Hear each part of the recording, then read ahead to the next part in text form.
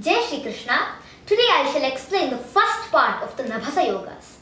In these kind of yogas, there are different combinations. So, Nabhasa yogas are many kinds, and of these, today I shall explain one part which starts with Chamara.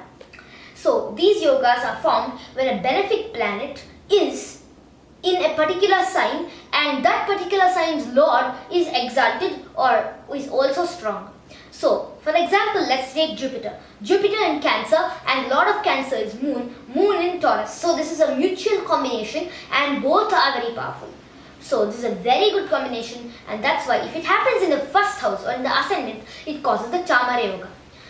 So, the Chamara Yoga, if a person has a Chamara Yoga in his chart, he will be greeted by Chamaras. That means Chamara is a tail of the yak, and he'll be greeted by a swing of that and always be fanned by Chamara, and will be taken in processions.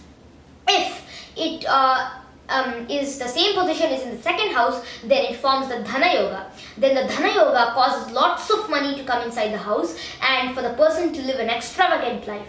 Then the third one is Shaurya Yoga. In this, the person will be very courageous and will get help from his brothers and sisters and co-borns. He will also be very courageous and will win the wars, and as the name Shaurya, he will always protect the people if he is a king, and will be very courageous and brave. Then the next one is the fourth house. If the same position happens in the fourth house, it causes the Jaladi Yoga, which brings in lots of wealth, and the person will be very wealthy and will always wear very costly clothes and will come out in a procession beaten by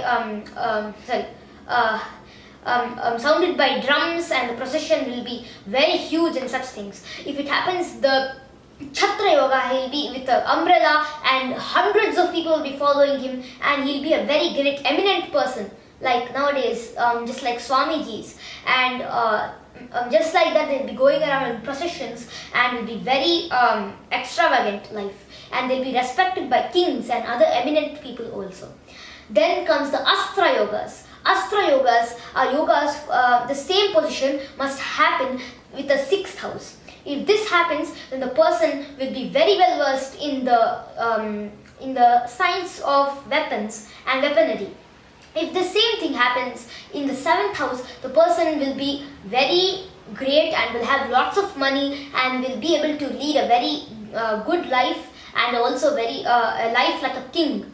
And then if the same thing happens in the eighth house, then it causes the Asura Yoga, which means the demonic yoga. The person will have all qualities of a demon and be poor, shameless, wicked and sinful. Every time he'll be sinful and trying to do bad things always. Then, if it happens, the same combination happens in the ninth house, it is that the same benefic planet like Jupiter or anything in the ninth house along with its lord who is in an exaltation sign, if it's positioned correctly, then it causes the Bhagya Yoga, in which the person will get luck, all round luck. And if it's Kherati Yoga, it causes Kherati Yoga, which means that if the same position happens in the 10th house, then that's called Kherati Yoga, and it's a very powerful yoga which causes a person to get uplifted, and sudden upliftments of profession happen.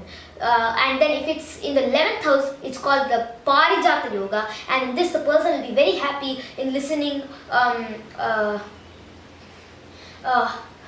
religious discussions and such things. If it's in the 12th house, then it forms the Musala Yoga, which makes the person very religious. So these are in detail the 12 yogas which are called the first part of the Nabhasa yogas. Thank you. Jai Shri Krishna.